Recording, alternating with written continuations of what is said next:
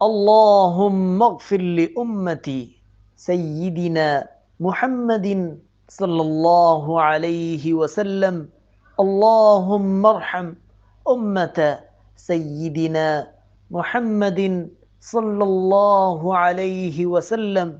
اللهم أصلح أمة سيدنا محمد صلى الله عليه وسلم.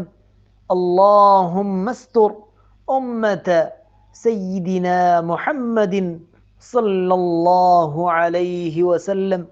اللهم اجبر أمة سيدنا محمد صلى الله عليه وسلم.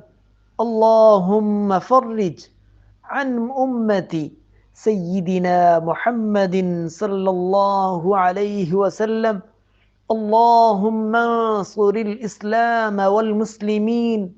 اللهم اغفر لنا وللمؤمنين والمؤمنات والمسلمين والمسلمات وأصلحهم وأصلح ذات بينهم وألف بين قلوبهم واجعل في قلوبهم الإيمان والحكمة.